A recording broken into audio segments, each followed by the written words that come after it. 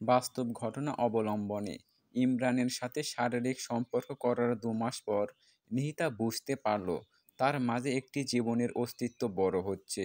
সে আরও শিওর হলো প্রেগনেন্সির পজিটিভ রিপোর্ট দেখে। ইমরানের সাথে বেশ কয়েকবার শারীরিক সম্পর্কে লিপ্ত হয়েছে নিহিতা। রিলেশনের 1 বছর না হতেই শারীরিক সম্পর্ক করার জন্য ইমরান বেশ তোড়জোড় শুরু করে। রিলেশন টিকিয়ে রাখতে ইমরানের আবদার পূরণ করতে বাধ্য হয় নিহিতা। ইদানিং ইমরানের ফোন বন্ধ থাকে, ঠিকমতো নিহিতার সাথে যোগাযোগ করে না। নিহিতা কলেজ প্রাইভেটে যেতে পারে না লজ্জায়। দিন দিন নিহিতার শারীরিক পরিবর্তন স্পষ্ট পরিলক্ষিত হচ্ছে। নিহিতা ঢিলেঢালা পোশাক পরে যতটুকু সম্ভব ব্যাপারটা অন্যদের থেকে আড়াল করার চেষ্টা করে। তবুও সেদিন নিহিতার রুমমেট হঠাৎ জিজ্ঞেস করলো, কিরে নিহিতা, তোর চেহারা এমন হয়ে যাচ্ছে কেন? আর এত শুকিয়ে যাচ্ছিস যে? খালা বলল, তুই নাকি ঠিকমতো খাওয়া দাওয়াও করিস না, আবার কলেজেও নাকি যাচ্ছিস না। কোনো সমস্যা? নিহিতা কৃত্রিম হাসি দিয়ে বলল, না আপু, তেমন কিছু না। এই তো আগামীকাল থেকে কলেজে যাব। পড়াশোনার সুবাদে মেসে থাকে নিহিতা, ফ্যামিলি থেকে দূরে। ফ্যামিলির সাথে থাকলে হয়তো সবাই এতদিন সব কিছু জেনে যেত। ফ্যামিলির নজর থেকে বাঁচলেও রুমমেটদের নজর এড়িয়ে যেতে পারছে না। রাতে নিহিতা ইমরানকে কল দিল। রিং হচ্ছে, কিন্তু ইমরান ফোন রিসিভ করছে না। বেশ কয়েকবার কল দেওয়ার পর ইমরান কলটা রিসিভ করলো। নিহিতা কেঁদে দিয়ে বলল, তুমি আমার সাথে এমন করছো কেন? আমি কি দোষ করেছি? ইমরান বিরক্ত গলায় বলল, দেখ নিহিতা, এমন বাচ্চার মতো ন্যাকামি কান্না আমার একদম পছন্দ না। কান্না থামাও, নয়তো ফোন রাখলাম। আর শোনো, এতবার কল দিবা না, আমার জাস্ট বিরক্ত লাগে। শোনো ইমরান, তোমার সাথে আমার একটা জরুরি কথা আছে। এত না পেঁচিয়ে বলে ফেল, আমি প্রেগনেন্ট। ইমরান অবাক হয়ে বসা থেকে দাঁড়িয়ে পড়ল। ইমরান রাগান্বিত হয়ে বলল, দেখ নিহিতা, ফাজলামি একদম ভালো লাগছে না। আমি ফোন রাখছি। না প্লিজ। তাছাড়া কি করব? তোমার এই বকবকানি শুনবো বসে বসে? ইমরান, আমি সিরিয়াস বলছি। ইমরান শান্ত হয়ে বলল, আচ্ছা, আগামীকাল কলেজ গেটে দেখা কর, তখন সব কথা হবে। নিহিতা ফোনটা পাশে রেখে বিছানায় মুখ গুজে কাঁদতে শুরু করলো। তারপরও দৌড়ে ওয়াশরুমে গেল, কারণ রুমমেটরা যখন তখন চলে আসতে পারে। আর কান্না করা দেখলে তো হাজার প্রশ্নের উত্তর দিতে হবে। তার চেয়ে বরং ওয়াশরুমে নিজের আবেগটা চোখের পানির মাধ্যমে ঝরাই। আমরা কষ্টের কারণ এগুলো অন্যের মাধ্যমে পাই, কিন্তু কষ্টগুলো আমরা নিজেরা তৈরি করি। কোনো কষ্টের মুহূর্তে আমরা চাইলে কষ্টের বাইরে থাকতে পারি, কিন্তু না, ছোট ছোট কষ্টগুলোকে আমরা বড় করে ফেলি। কষ্টগুলোকে খুব ভাবি। আমরা আসলে কষ্টের মাঝে থাকতে পছন্দ করি। নিহিতা ওয়াশরুম থেকে এসে দেখল রুমমেটরা সবাই রুমে এসে হাজির। একজন বলল, কিরে, এত সময় ওয়াশরুমে কি করছিলি? তোর ফোনটা বেশ কয়েকবার রিং হয়ে কেটে গেল। নিহিতা দৌড়ে যেয়ে ফোনটা হাতে নিয়ে দেখল মা ফোন করেছে। নিহিতা ভেবেছিল ইমরানের কল হবে। আশাহত হয়ে মাকে কল দিল। কিরে, কখন থেকে কল দিচ্ছি, ধরিস না কেন? মা, একটু ব্যস্ত ছিলাম, বুঝতে পারিনি। আচ্ছা ঠিক আছে, শোন, তুই যত তাড়াতাড়ি পারিস বাড়ি চলে আয়। তোর বড় বোনের বিয়ে ঠিক হয়েছে। নিহিতা চমকে উঠল। এই অবস্থায় কোনো মতেই বাড়ি যাওয়া যাবে না। তাহলে এক কেলেঙ্কারি কাণ্ড হয়ে যাবে। কী রে, কথা বলছিস না কেন? মা, আমার তো পরীক্ষা চলছে, এখন বাড়ি যাওয়া সম্ভব না। আপুর বিয়ে কবে? সামনের মাসের শেষের দিকে। আমি তাহলে বিয়ের কয়েকদিন আগে আসব। আচ্ছা, সাবধানে থাকিস। নিহিতা ফোনে কথা বলা শেষ হতেই রুমমেট অবনী বলল, কিরে নিহিতা, তোর তো এখন কোনো এক্সাম নেই, তাহলে মায়ের কাছে মিথ্যা বললি কেন? নিহিতা কোনো কথা বলছে না দেখে অবনী নিহিতার বেডে এসে হাত ধরে বলল, কি হয়েছে তোর, বল আমায়। অবনী আরও অবাক হলো নিহিতার চোখে জল দেখে। অবনী নিহিতার 2 সেমিস্টার উপরে পড়ে। নিহিতার সাথে বেশ ভালো সম্পর্ক অবনীর। কিরে, কথা বলছিস না কেন? নিহিতা চোখের পানি মুছে বলল, আপু, একটু ছাদে যাবেন? অবনী আর নিহিতা ছাদে বসে মনোমুগ্ধকর পরিবেশ উপভোগ করছে। পরিবেশটা মনোমুগ্ধকর হলেও নিহিতার কাছে তার বিপরীত। অবনী বলল, কিরে, কিছু বলছিস না কেন? আপু, একটা ঘটনা ঘটে গেছে। আরে না বলে বুঝবো কিভাবে? আর সলভ বা কিভাবে করব? আপু, আমি প্রেগনেন্ট। নিহিতার মুখে কথাটা শুনে অবনী অবাকের আরও এক ধাপ উপরে পৌঁছালো। অবনী অবাক হয়ে বলল, কি বলিস এসব? কিভাবে সম্ভব? আপনাকে ইমরানের কথা বলেছিলাম না? শারীরিক সম্পর্ক করার জন্য ও বেশ কয়েকদিন ফোর্স করছিল। এক পর্যায়ে রিলেশন ব্রেকআপ করতে চাইছিল। কিন্তু আপু, আমি তো ওকে সত্যি খুব ভালোবাসতাম, তাই রিলেশন কন্টিনিউ করতে। নিহিতা হু হু করে কেঁদে দিল। আর কিছু বলতে পারছে না। অবনী বলল, ইমরান জানে তোর এই অবস্থার কথা? নিহিতা মাথা দুলিয়ে বোঝালো, হ্যাঁ। ইমরান কি বলল? ও আগামীকাল দেখা করতে বলেছে। আর আমি জানি ও আমাদের রিলেশনের ব্যাপারে এত সিরিয়াস না। বিষয়টি পরে বুঝতে পারলাম। ইমরান ইদানিং আমার সাথে তেমন যোগাযোগ করে না। আপু, আমি এখন কি করব বুঝতে পারছি না। আমার মনে হচ্ছে আমি পাগল হয়ে যাচ্ছি। নিহিতা অবনীকে জড়িয়ে ধরে আবার কেঁদে দিল। অবনী বলল, দেখ, একদম কাঁদবি না। আমি আছি তো তোর পাশে। সব ঠিক হবে। পরের দিন নিহিতা ইমরানের জন্য অপেক্ষা করছে। প্রায় ঘন্টা খানেক দেরি করে ইমরান আসলো।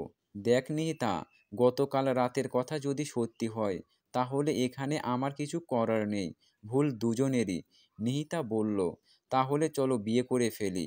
হোয়াট? এখনো বিয়ে করে তোমাকে খাওয়াবো কি? আর আমার বাসা থেকে কখনোই এটা মেনে নেবে না। সবচেয়ে বড় কথা হচ্ছে, সামনে আমার পুরো লাইফ পড়ে আছে।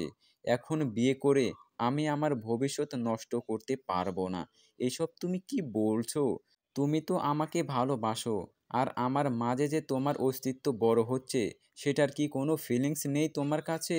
এসব আবেগী কথা বাদ দাও। অ্যাবর্শন করে নাও। যা খরচ হয় আমি দেব। ইমরান প্লিজ, আমাকে বুঝতে চেষ্টা কর। এখন যদি তোমাকে আমার পাশে না পাই, তাহলে আমি সত্যিই অসহায় হয়ে যাব। আচ্ছা, আপাতত মেসে যাও। আমি পরে বিষয়টি ভেবে বলবো। আর আমি নিজেই ডাক্তারের সাথে কথা বলবো। দুপুরে নিহিতা মেসে ফিরে অবনীকে জড়িয়ে ধরে কেঁদে যাচ্ছে। কোনো কথা বলছে না। কেউ বলছে নিহিতার ভূতে ধরেছে, জিন ভর করেছে ইত্যাদি। কিন্তু অবনী বুঝতে পারছে যে ইমরানের সাথে ওর খারাপ কিছু হয়েছে, যার কারণে নিহিতা সেটা মেনে নিতে পারছে না। রুম থেকে সবাই চলে গেলে অবনী বলল, কি হয়েছে বলবি তো? ইমরান কি বলেছে? নিহিতা চোখের পানি মুছে বলল, ও আসলে আমাকে ভালোবাসে না আপু। ও অ্যাবর্শন করতে বলেছে। শোন, ভুল যেহেতু করেছিস, এখন আর এইটা ছাড়া উপায় নেই। নিহিতা, ইমরানের ছবি আছে তোর কাছে? হ্যাঁ, কিন্তু কেন? দেখি বের কর, ছেলেটাকে দেখব। নিহিতার হাত থেকে ফোনটা নিয়ে স্ক্রিনে তাকাতেই অবনী দুবার হার্ট মিস হবার উপক্রম হলো। খুব পরিচিত মুখটা দেখে। এটা কিভাবে সম্ভব? না, এটা কিছুতেই হতে পারে না। অবনী কেমন অন্যমনস্ক হয়ে গেল। মনে হচ্ছে খুব গভীর কিছু ভাবছে। অবনী খুব সাবধানে নিজেকে সামলে নিল। তারপর নিহিতাকে বলল, শোন, চিন্তা করিস না, সব ঠিক হয়ে যাবে। অবনী ওয়াশরুমে ঢুকে মুখে পানি দিল। কিছুতেই মাথা ঠান্ডা হচ্ছে না। শাওয়ার ছেড়ে দিয়ে ঘন্টা খানিক টাইলসের ওপর বসে রইল। শাওয়ারের জল আর চোখের জল এক হয়ে অবনীর মুখ বেয়ে পড়ছে। অবনী ওয়াশরুম থেকে বের হতেই নিহিতা বলল, এত সময় ওয়াশরুমে কি করলেন? আপনাকে কয়েকবার ডাকলাম, কোনো উত্তর দিলেন না। আমি তো ভয় পেয়ে গেছিলাম। এখন ভাবলাম অন্যদের জানাই ব্যাপারটা। আর তখনই আপনি বের হলেন। আসলে মাথাটা খুব ব্যথা করছিল, তাই একটু শাওয়ার ছেড়ে দিয়ে বসেছিলাম। নিহিতা বুকে হাত দিয়ে জোরে নিঃশ্বাস নেওয়ার মতো করে বলল, উফ বাবা, আমি তো সত্যিই ভয় পেয়ে গেছিলাম। অবনী হেসে বলল, ভয়ের কিছু নেই, যা তো এখন, আমি ঘুমাবো। পরের দিন নিহিতা আর ইমরান ডাক্তার সিয়াম আহমেদের চেম্বারে বসে আছেন। ডাক্তার সিয়াম রিপোর্টগুলো দেখে বলল, খুব একটা বেশি বয়স হয়নি বাচ্চার। এতে অ্যাবর্শন না করলেও চলবে। এটা সাধারণ ঔষধের মাধ্যমে নষ্ট করা যায়, তবে খুব দামি ঔষধ খেতে হবে। খরচ প্রায় অ্যাবর্শনের সমান লেগে যাবে। ইমরান বলল, খরচ যা লাগে লাগবে, আপনি বরং ঔষধ লিখে দিন, এটাই ভালো হবে। নিহিতা কোনো কথা বলছে না, চুপচাপ মাথা নিচু করে বসে আছে। ডাক্তার সিয়াম চশমাটা একটু নাকের উপরে উঠিয়ে বললেন, আচ্ছা তাই করছি, তবে শোনেন, আর এমন ভুল কখনো করবেন না। যথাসময়ে পিল খেয়ে নেবেন। বা জন্ম নিয়ন্ত্রণের জন্য যতগুলো পদ্ধতি আছে তা ব্যবহার করবেন, কারণ বারবার এমন ভুল হলে পরবর্তীতে কিন্তু সন্তান জন্ম দেওয়ার ক্ষমতা হারিয়ে যাবে। একবারে খুব একটা রিস্ক নেই, তবুও কি হবে বলা যাচ্ছে না। ইমরান নিহিতার দিকে তাকিয়ে বলল, অল রাইট। নিহিতার চোখে জল। কাজল দেওয়া হয় না ইদানিং?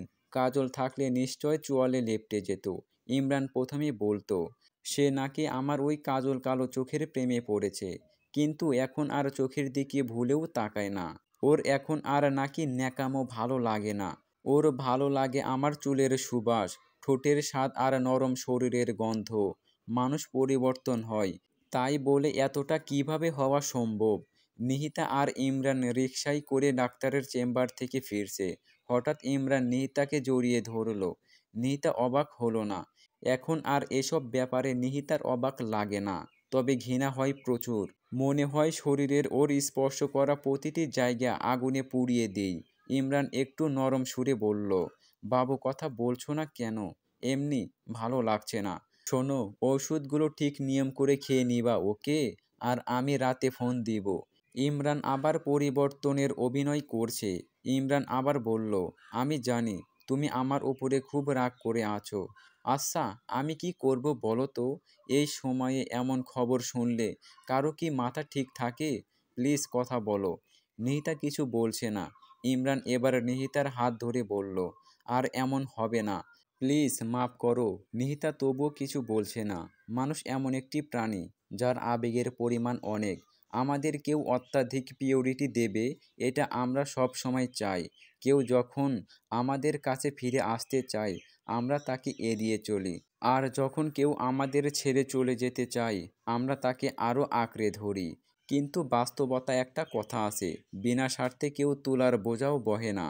চারপাশের মানুষের সাহায্যের মধ্যে একটা স্বার্থের গন্ধ থাকবেই। নিতা 1 ঘন্টা ধরে গোসল করলো আজ। ইমরান আবার আগের মতো আচরণ করছে, তাই নিহিতা খুব খুশি। যদিও রিকশায় ইমরানের সাথে একটা কথাও বলেনি। নিহিতা আনুষাঙ্গিক কাজ সেরে বিছানায় বসে অবনীর উদ্দেশ্য বলল, আপু, আপনি গতকাল রাতে কি যেন বলতে চেয়েছিলেন? অবনী মনমরা হাসি দিয়ে বলল, মনে পড়ছে না? মনে পড়লে বলবো। আর তোকে আজ এত খুশি খুশি লাগছে কেন? মনে হচ্ছে মুড খুব ভালো। নিহিতা অবনীর বেটে বসে বলল। ইমরান আবার আগের মতো আচরণ করতেছে। ও মাপ চেয়েছে জানেন? আমি এখনো মাপ করিনি। ওর সাথে কোনো কথা বলিনি। ঠিক করিনি আপু। ওকে একটু প্যারা দেওয়া উচিত। অবনী বলল, ও, তাহলে তো ভালো। আচ্ছা, তোকে একটা প্রশ্ন করি। কি প্রশ্ন? আহা, এত প্যারা নিচ্ছিস কেন? উত্তর দিবি ঠিকঠাক। নিহিতা হেসে বলল, আচ্ছা আচ্ছা, ইমরান ছেলেটা কেমন লাগে তোর কাছে? আপু, হঠাৎ এই প্রশ্ন? যা বললাম তার উত্তর দে। ভালো। আচ্ছা, মনে কর ওর 4-5টা প্রেম আছে, তখন তুই কি করবি? সিরিয়াস নিস না, জাস্ট বলতেছি। জানি না কি করব, তবে আমি নিশ্চিত ওর আর কোনো রিলেশন নাই। অবনী বেড থেকে উঠে জানালার গ্রিল ধরে দাঁড়িয়ে বলল, একটা সত্যি ঘটনা শুনতে চাস? নিহিতা উৎসাহিত কণ্ঠে বলল, হ্যাঁ বলেন। অবনী একটা দীর্ঘশ্বাস ছেড়ে বলল, ওর সাথে আমার প্রায় 3 বছরের রিলেশন ছিল। আমি সত্যি অবাক হয়েছি সেদিন তোর ফোনে ওর ছবি দেখে। শোন, ওকে আর বিশ্বাস করিস না। ও তোর মতো অনেক মেয়ের সাথে এসব করেছে। আমাকেও প্রস্তাব করেছিল, আমি রাজি ছিলাম না বলে রিলেশন ব্রেকআপ হয়ে যায়। অবনী পিছে ঘুরে অবাক হলো, নিহিতা নেই। একটু পরে নিহিতা ছাদ থেকে নেমে বলল, আপু সরি, ইমরান কল দিয়েছিল। এখানে নেটওয়ার্ক প্রবলেম করবে তাই ছাদে গিয়েছিলাম। নিহিতা খুশি খুশি হয়ে বলল, ইমরান আজ রাতে বাইরে ডিনার অফার করেছে, বেশি দূরে না, এই সামনের মোড়ের ওই রেস্টুরেন্টে। আপু প্লিজ একটু ম্যানেজ করে দিবেন? শোন, রাতে কোথাও যাবার জন্য আমি সুপারিশ করতে পারবো না। তুই বরং ওকে বল কাল সকালে দেখা করতে। নিহিতা মন খারাপ করে বলল, আচ্ছা। অবনী বলল, তোকে তখন যা বললাম সব শুনেছিস? নিহিতা মাথা চুলকিয়ে বলল, একটা সত্য ঘটনা শুনতে চাস? এই পর্যন্ত শুনেছি, তারপর তো ছিলাম না। আচ্ছা শোন, তোকে একটা সত্য ঘটনা বলি। তুই কিভাবে নিবি আমি ঠিক জানি না, তবে তোর জানাটা জরুরি। আপু কি বলবা বলে দাও, এত ভাবাভাবি লাগবে না। অবনী যেই বলতে যাবে তখনই নিহিতার ফোনটা বেজে উঠল। নিহিতা স্ক্রিনে তাকিয়ে দেখে মা ফোন দিয়েছে। এই ভর দুপুরে মায়ের কল নিহিতার কাছে একদমই স্বাভাবিক মনে হচ্ছে না। বাসায় কিছু হলো না তো? নিহিতা চমকে ওঠে, ফোন হাতে নিয়ে দাঁড়িয়ে পড়ে। ফোনটা কানে নিতেই মায়ের কণ্ঠ ভেসে আসে। মায়ের কথা শুনে নিহিতার চোখ বড় বড় হয়ে যায়। নিহিতার মনে হয় ওর শরীরের সকল শক্তি লোপ পেয়ে গেছে। নিহিতা চারিদিকে অন্ধকার দেখছে। নিহিতার হাত থেকে ফোনটা পড়ে কয়েকটি খণ্ডে পরিণত হয়। নিহিতা ধপ করে বিছানায় বসে পড়ে। তোকে প্রতি মাসে টাকা পাঠাই পড়াশোনা করার জন্য, ফষ্টি নষ্টি করার জন্য না। তুই একবারেও আমাদের সম্মানের কথা চিন্তা করলি না। ছি ছি, তুই এত নিচে নামতে পারলি? তোকে আমার মেয়ে বলে পরিচয় দিতে লজ্জা হচ্ছে। মা, আমার কথা শোনো। এরপরেও কিছু বলার আছে তোর? কি বলবি আর? তুই জানিস তোর এই কুকামের জন্য এলাকায় আমরা মুখ দেখাতে পারছি না। সবাই আমাদের দিকে কেমন হাস্যকর চোখে তাকাচ্ছে। তুই কি করে পারলি এটা? মা শোনো। হ্যালো, হ্যালো মা। নিহিতার মা ফোন কেটে দেয়। নিহিতা মন খারাপ করে বসে থাকে। গভীর রাতে নিঃশব্দে কাঁদে। ওর কান্না দেখে না কেউ। কান্নার মাঝে কষ্ট কমে। তাই নিহিতা নিয়ম করে কান্না করে। কষ্ট কমাতে চায় নিহিতা। নিহিতা বাড়িতে ফোন করলে কেউ রিসিভ করে না।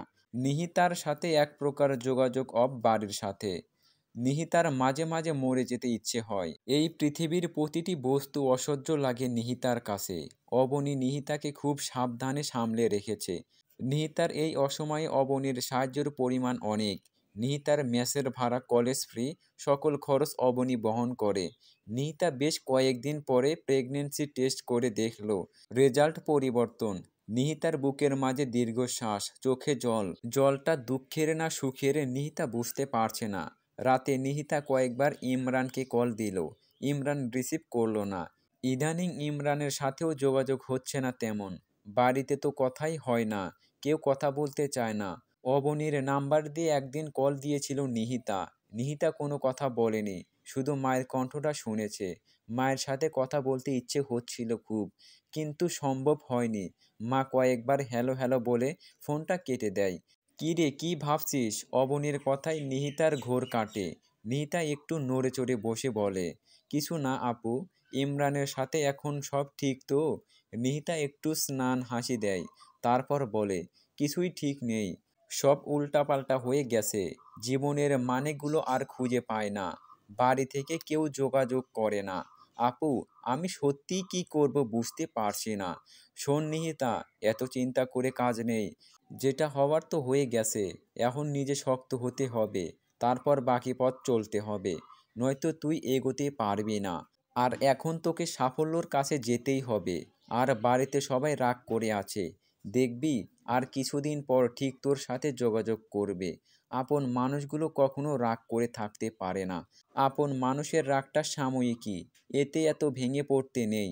নিহিতার চোখ বেয়ে জল গড়িয়ে পড়ে। অবনী নিহিতার চোখের জল মুছে দেয়। তখনই নিহিতার ফোন বেজে ওঠে। ইমরান কল করেছে। হ্যাঁ নিহিতা, আমি একটু ব্যস্ত ছিলাম, দুঃখিত। কেমন আছো? নিহিতা কান্না থামিয়ে বলে, চলছে। বাড়িতে যোগাযোগ নেই তাই মন খারাপ। এভাবে বলছো কেন? কোনো সমস্যা? কোনো সমস্যা হলে বলো আমাকে। মন খারাপ করো না প্লিজ। না, কোনো সমস্যা নাই। ইমরান একটু দম নিয়ে বলল, জানি কোনো সমস্যা নাই, বরং আমি নিজেই তোমার জীবনে একটা সমস্যা। না, আমি তোমাকে কোনো দোষ দিই না। এটা আমার ভাগ্য বলে মনে করি। নিহিতা ফোনে স্পিকার অন করে কথা বলছে। সেই দরুনে অবনী সব শুনতে পারছে। ইমরান বলল, দেখো যা হয়েছে এটা নিয়ে আর না ভাবি। আবার নতুন করে শুরু করি সব কিছু। নতুন আর পুরাতনের কোনো ভিন্নতা নেই। কারণ আমাদের তো কোনো নতুনত্বের ছাপ নেই। আমরা যা ছিলাম তাই আছি, সেটাই থেকে যাব। আচ্ছা বাদ দাও। তোমার শরীর এখন তো ঠিক, তাই না? হ্যাঁ, মোটামুটি। ওই যে আমার আরাফাত নামের একটা ফ্রেন্ড আছে, ওকে তো চেনো? হ্যাঁ চিনি তো। ইমরান একটু নরম কণ্ঠে বলল, আগামীকাল ওর বার্থডে। নিহিতা অবাক হয়ে বলল, তো আমি কি করব? আমাকে ইনভাইট করেছে, তুমি আমার সাথে যাবে। সবার গার্লফ্রেন্ড যাবে সেখানে। আর তাই। চুপ করো ইমরান। এসব কথা আর শুনতে ভালো লাগছে না। অবনী ইমরানের কথা শুনে অবাক হলো। মানুষের রুচি কতটা খারাপ হতে পারে, কতটা নিচু মনের হলে মানুষ এমন মিসবিহেভ করতে পারে। অবনী নিহিতার কানের কাছে মুখ নিয়ে বলল, ওকে বল, তুই সর্বোচ্চ ওর সাথে আগামীকাল দেখা করতে পারবি, এর থেকে বেশি না। নিহিতা ইমরানকে আগামীকাল দেখা করার কথা বলল। ইমরান রাজি হলো দেখা করতে। ইমরান ভাবল, দেখা হলে যদি একটু বুঝিয়ে রাজি করানো যায় পার্টিতে যাওয়ার জন্য, তাহলে বেশ ভালোই হবে।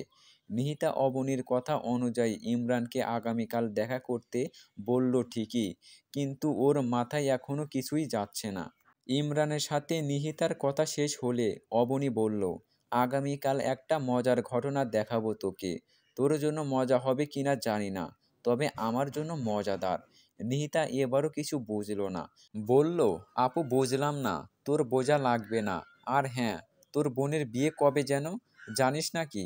সঠিক জানি না, তবে সামনের মাসে হওয়ার কথা ছিল। নিহিতা একটু হিসাব করে বলল, সম্ভবত আর 1 মাস আছে। অবনী হেসে বলল, এখন ঘুমিয়ে পড়। পরের দিন অবনী আর নিহিতা বের হয়েছে ইমরানের সাথে দেখা করার জন্য। নিহিতা এখনো ঘরের মধ্যে আছে, অবনী ওর সাথে যাচ্ছে তাই। রেস্টুরেন্টের দরজা দিয়ে ঢুকেই অবনী দেখল ইমরান কর্নারের একটি টেবিলে বসে আছে। অবনী আর নিহিতা ইমরানের টেবিলের সামনে দাঁড়াতেই ইমরান অবাক হয়ে দাঁড়িয়ে পড়ল। নিহিতার দিকে তাকিয়ে ইমরান বলল, কি শুরু করেছো এগুলো? ডিসগাস্টিং। ইমরান হৃদয়ন্ত হয়ে বের হয়ে গেল। অবনী শান্ত ভঙ্গিতে ওয়েটারকে ডেকে খাবার অর্ডার করলো। নিহিতা অবাক হয়ে শুধু দেখছে, কি হচ্ছে এসব। ও কিছুই বুঝতে পারছে না। আপু কি হলো? কিছু বুঝলাম না। আর তুমি তো মজার ঘটনা দেখাবে বলেছিলে, এখন খেয়ে শেষ করো। সে এক বিশালতার ইতিহাস, পরে কোনো একদিন বলবো। আপু, এই রোজার সময় যে আমরা খাচ্ছি, পাবলিক মারবে না তো? অবনী বিরক্ত হয়ে বলল, এই, আমরা একা খাচ্ছি নাকি? আশেপাশের লোকের দিকে তাকিয়ে দেখ অবস্থা। কোনো টেবিল ফাঁকা নেই। ইমরান যদি আগে থেকে এসে বসে না থাকতো, তাহলে আমরা হয়তো বসার জায়গাই পেতাম না। আর যদি পাঠক পাঠিকা সমাজ মারেও, তো লেখককে মারবে, আমাদের কেন মারবে? আমরা তো তার গল্পের কয়েকটি চরিত্র মাত্র, যা গল্পের শেষে অদৃশ্য হয়ে যায়। নিহিতা এবার ভয়ে বলল, যার জন্য আমাদের চরিত্রের জন্ম হয় গল্পে, তাকে কি আদৌ মার খাওয়ার মুখে ফেলা উচিত? অবনী আবার বিরক্ত গলায় বলল, আমি তোকে মারব যদি আর একটা কথাও বলিস। নিহিতার মা খুব ব্যস্ত, বড় মেয়ের বিয়ে হচ্ছে, খুব ঝামেলা পার করে। তিনি বিয়ে না হওয়া পর্যন্ত টেনশন কমাতে পারছেন না। রাত প্রায় 11টা, আগামীকাল বিয়ে, বাড়িতে এত কাজ, তবুও সবাই ঘুমাতে যাচ্ছে। হঠাৎ কলিং বেল বাজলো। এত রাতে কারো আসার কথা না। দরজা খুলে নিহিতার মা অবাক হয়ে কয়েক পা পিছিয়ে আসলো। সামনের ব্যক্তিকে তিনি কখনোই এখন এখানে আশা করেননি। এটা কি করে সম্ভব? নিহিতার মায়ের মনে একটা উথাল ঝড় সৃষ্টি হলো। অশান্ত বাতাস বয়ে গেল। তাহলে কি এই অশান্ত বাতাস কোনো খারাপ ইঙ্গিত দিচ্ছে? নিহিতার মা সামনে তাকিয়ে দেখল সেই ব্যক্তিটা তার সামনে দাঁড়িয়ে। নিহিতার মা দরজা খুলে দিয়ে অবাক হয়ে বলল, তুই তুই কেন এসেছিস? নিহিতা, তোকে না বলছি তুই তোর এই অপবিত্র মুখ আমাদের দেখাবি না, তারপরও কেন এসেছিস? বোনের সুখ সহ্য হচ্ছে না, আগামীকাল বিয়ে, কি অলক্ষণ বাধাতে এসেছিস? নিহিতা মায়ের পা জড়িয়ে ধরে বলল, দেখো মা, আমি আর পারছি না। তোমরা কেউ আমার সাথে যোগাযোগ করো না। আমি এভাবে মরে যাব। আমার খুব কষ্ট হয় মা। নিহিতা প্লিজ, যদি বোনের ভালো চাস তাহলে এখনই এই বাড়ি ছেড়ে চলে যা। নিহিতা মায়ের কথা শুনে নিস্তব্ধ হয়ে গেল। মায়ের কাছ থেকে এমন কথা শুনতে হবে নিহিতা কখনোই ভাবেনি। নিহিতা কেঁদে দিয়ে বলল, মা, আমাকে এত বড় শাস্তি দিও না। আমি তোমাদের ছেড়ে থাকতে পারবো না। তোমাদের ছেড়ে থাকতে আমার খুব কষ্ট হয়। নিহিতা প্লিজ চলে যা। আমি আর নিতে পারছি না। এমনিতেই খুব প্রেশারের মধ্যে আছি। নিহিতা ব্যাগ হাতে নিয়ে বের হয়ে আসে। নিহিতার মা দরজা লাগিয়ে দিতেই অবনী বলে ওঠে, 1 মিনিট আন্টি। নিহিতার মা পাশে তাকিয়ে দেখে একটি মেয়ে দাঁড়িয়ে আছে। তিনি একটু হাস্যকর ভঙ্গিতে নিহিতার উদ্দেশ্য বললেন, সুপারিশ করার লোক নিয়ে এসেছিস? মা, চুপ, একদম কথা বলবি না। অবনী বলল, নিহিতা একটা ভুল করে ফেলেছে, তাই বলে আপনারাও যদি একই ভুল করেন তাহলে ব্যাপারটা কেমন দেখায়। দেখো মেয়ে, আমাকে বোঝাতে এসো না। চেঁচামেচির শব্দে সবাই একত্রে হয়েছে। অবনী বলল, না আন্টি, আমি আপনাকে বোঝাতে চাচ্ছি না, শুধু আপনার ভুলটা ধরিয়ে দিচ্ছি। মেয়ে ভুল করেছে, তার জন্য মেয়েকে ছুঁড়ে ফেলতে পারেন না। তার ভুলগুলো শুধরে তাকে আবার আপন করে যদি নাই নিতে পারেন, তবে কিসের মা-বাবা আপনারা? নাম কি তোমার? অবনী। দেখো অবনী, অনেক ঝামেলার মাঝে আছি, আর নতুন কোনো ঝামেলা চাচ্ছি না। অবনী হেসে বলল, মেয়েকে ঝামেলা মনে হয়? তাহলে সন্তান জন্ম দেওয়ার সময় মনে ছিল না? নিহিতার মা রেগে চোখ বড় বড় করে বলল, অবনী এবার কিন্তু তুমি আমাদের অপমান করছো। হ্যাঁ সেটাই। একবারও কি ভেবেছেন আপনার মেয়েটা এই 2 মাস কিভাবে ছিল? তার খরচ কিভাবে চলেছে? আপনারা তো সব যোগাযোগ বন্ধ করে দিয়ে দিব্যি ভালো আছেন। দেখো অবনী, আমাদের পারিবারিক ব্যাপারে কোনো কথা বলবে না। এই অধিকার তোমার নেই। আর আমরা মেয়েকে কি দিয়েছি না দিয়েছি তুমি জানো? আমরা যদি নাই দিই তাহলে কি তুমি দিয়েছো? হ্যাঁ, আমি দিয়েছি। ও, সেটা আবার বলতে এসেছো? না, আপনাদের সাথে কথা বলার ইচ্ছাও ছিল না। নিহিতাকে যদি এখন ফিরিয়ে না দিতেন তো আমি চলে যেতাম। আপনারা বারবার একই ভুল কেন করছেন? আপনারা কি জানেন পতিতাদের জীবনী? কেউ কথা বলছে না, চুপচাপ দাঁড়িয়ে শুনছে। অবনী কপালের ঘাম মুছে বলল, আপনারা যে এতদিন মেয়ের সাথে কোনো যোগাযোগ করেননি, কোনো টাকা পাঠাননি, একবারও কি ভেবেছেন আপনার মেয়েটি কিভাবে চলছে, কি অবস্থায় আছে? সে যাই হোক, এখন যে সে আবার আপনাদের কাছে ফিরে এসেছে, তাও আপনারা তাকে ফিরিয়ে দিচ্ছেন। আপনাদের কি এখনও তাকে ফিরিয়ে দেওয়া উচিত? এখন না, অনেক আগেই নিহিতার সাথে আপনাদের যোগাযোগ করার দরকার ছিল। কারণ আমরা যখন কোনো সমস্যায় পড়ি তখন আমাদের আপন মানুষদের সাপোর্ট প্রয়োজন হয়। কিন্তু সেই সময় নিহিতা কোনো সাপোর্ট পায়নি। এটা ছিল হয়তো আপনাদের জেদ। কিন্তু আপনারা যদি ওর এই ছোট্ট ভুলটা ক্ষমা করতে না পারেন, তাহলে অন্য মানুষ কিভাবে ক্ষমা করবে? আর এখন যদি আপনারা নিহিতাকে গ্রহণ না করেন, তাহলে ওর হাতে দুটো পথ আছে। এক আত্মহত্যা, দুই পতিতালয়। আপনারা হয়তো জানেন না, প্রতিটি পতিতার জীবনই ঠিক এমন। হয় প্রেমিক বেঁচে দিয়ে যায়, নয়তো পরে মা-বাবা না মেনে নিলে তারা পতিতালয়কে আশ্রয় কেন্দ্র বানায়। হ্যাঁ, আপনারা বলতে পারেন, এসব না করে জব করলেও তো হয়। সেটা একটা হাস্যকর টপিক। বাংলাদেশ এখনও এতটা উন্নত হয়নি। মাস্টার্স পাস করা স্টুডেন্ট বেকার। আর নিহিতার মতো সকল মেয়েরাই প্রায় এমন ভুল করে থাকে। তারা চাকরি পাবে কোথায়? নিহিতা এবার আস্তে করে বলল, আপু চুপ করেন, আর কিছু দরকার নেই, চলেন এখান থেকে। হ্যাঁ যাব, তবে আমি একা। এই বাড়ি তোমার, এখানে তোমার অধিকার আছে, তাই তুমি এখানেই থাকবে। তুমি তোমার অধিকার থেকে বঞ্চিত হতে পারো না। তোমার লাগেজ নিয়ে তোমার রুমে যাও। আপু প্লিজ, আর কিছু বলবেন না। যা বোঝার বুঝে গেছি। অবনী বলল, বেশি কথা বলো কেন? যা বলছি তাই করো। তোমার রুম কোনটা? নিহিতা কোনায় একটা রুম দেখালো। অবনী বলল, যাও রুমে যাও। নিহিতা কি করবে ভেবে পাচ্ছে না। নিহিতা স্ট্রেট দাঁড়িয়েই আছে। অবনী এবার ধমক দিয়ে বলল, কি হলো? দাঁড়িয়ে আছো কেন? যাও বলছি। নিহিতা এক পা এগোতেই ওর মা বলল, দাঁড়াও। নিহিতা মনে মনে ভাবছে, ঘাড় ধাক্কা দিয়ে বের করে দেওয়াটাই বাকি ছিল। এবার বুঝি সেটাও হবে। নিহিতা ভয়ে ভয়ে মায়ের দিকে তাকালো। নিহিতার মা বলল, ওই রুমে আত্মীয়রা শুয়েছে। তুই তোর বড় আপার রুমে যা। আর সবাই যার যার রুমে যাও। আগামীকাল অনেক কাজ আছে। এই ফালতু ব্যাপার নিয়ে পড়ে থাকলে চলবে না। আর নিহিতা শোন, তুই আগামীকাল এক মুহূর্তের জন্যও ঘর থেকে বের হবি না। সবাই চলে গেছে। নিহিতা আর ওর মা এখনো দাঁড়িয়ে আছে। অবনী বলল, নিহিতা নিজের খেয়াল রাখিস, আসি। আর ফোনে কথা হবে কেমন? আন্টি, যদি ভুল কিছু বলে থাকি তো ক্ষমা করবেন। মানুষের জীবন খুব বৈচিত্র্যময়। কখন কিভাবে জীবনের মোড় ঘুরে যায় কেউ জানে না। নিহিতার সাথে বাড়ির সবাই আবার আগের মতো আচরণ করে। নিহিতার মনেই হয় না ওর জীবনে একটা ঝড়ের অস্তিত্ব ছিল। সেই থেকে ইমরানের সাথে আর কোনো যোগাযোগ নেই নিহিতার। নিহিতা আর রিলেশনে যেতে চায় না। সে প্রতিষ্ঠিত হতে চায়। সে সব কিছুকে পিছিয়ে ফেলে এই সমাজের প্রতি একটা অনুরাগ নিয়ে এগিয়ে চলতে চায়। আর অনুরাগগুলোই সব সময় সফলতার মূল কারণ হয়ে দাঁড়ায়। আমরা নিজেরা কখনোই নিজেদের জীবনের গতি পরিবর্তন করতে পারি না।